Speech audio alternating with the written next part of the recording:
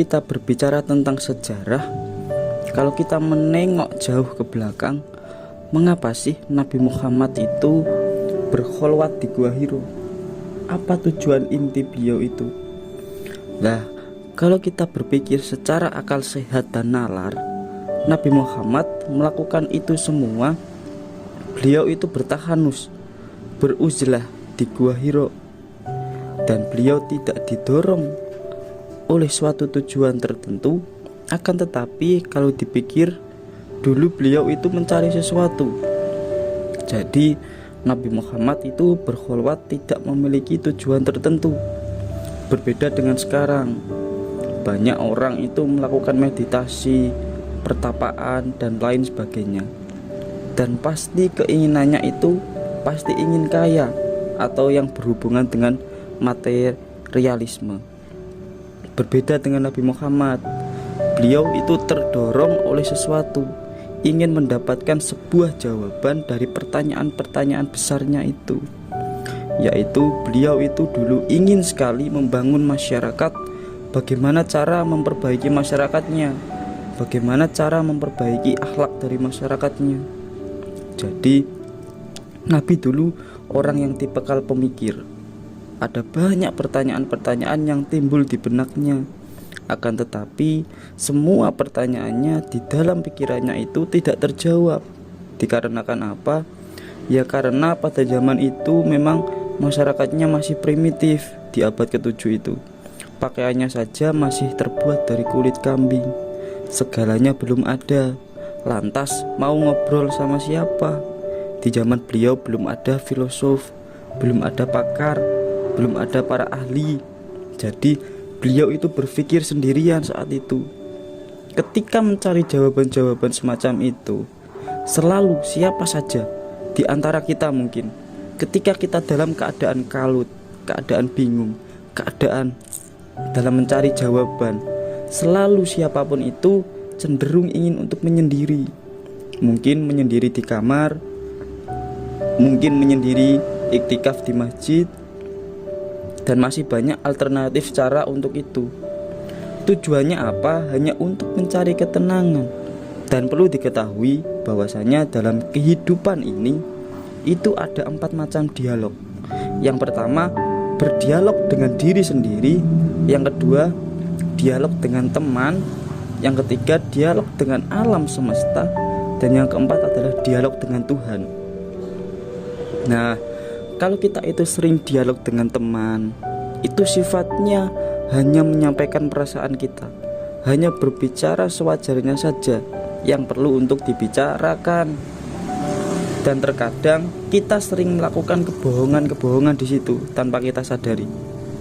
Nah, manusia itu baru bisa jujur ketika dia itu berdialog dengan dirinya sendiri. Kemudian dalam kholwat sendiri itu ada dialog dengan alam semesta. Nah, kalau kita baca tentang sejarah para nabi dulu, ceritanya itu diceritakan bahwa Nabi Musa itu pernah berkholwat 40 hari di Gunung Tursina.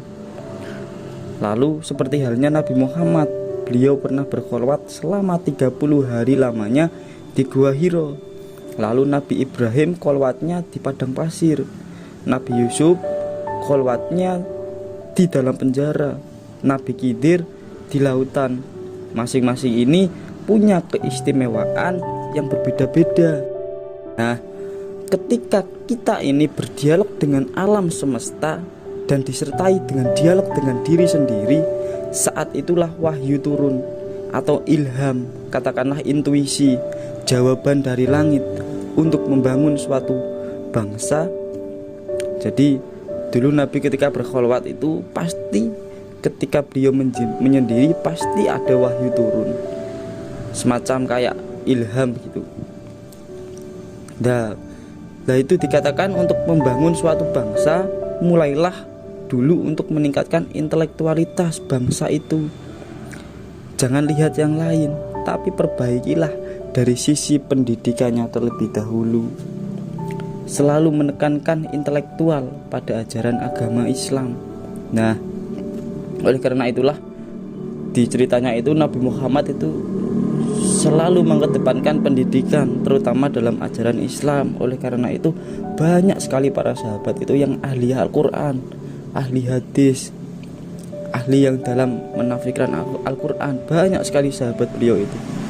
Karena memang tujuan Nabi Muhammad itu satu, ingin menyebarluaskan ajaran agama Islam, yang mana itu adalah wahyu murni dari Allah Subhanahu wa taala.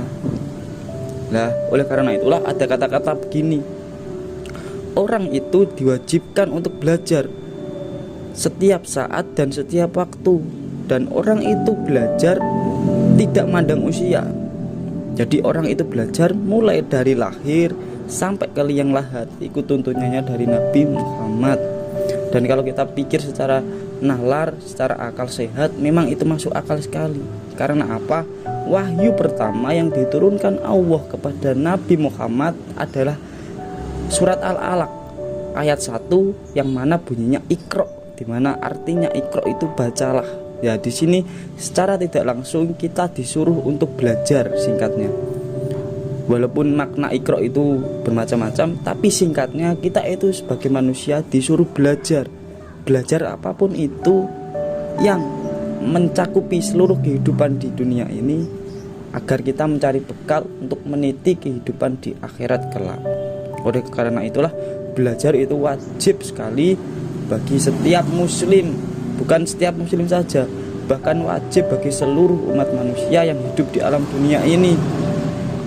Karena pentingnya belajar itu tadi membuka akal pikiran kita, membuka sesuatu yang baru dalam diri kita untuk menemukan kebenaran yang baru,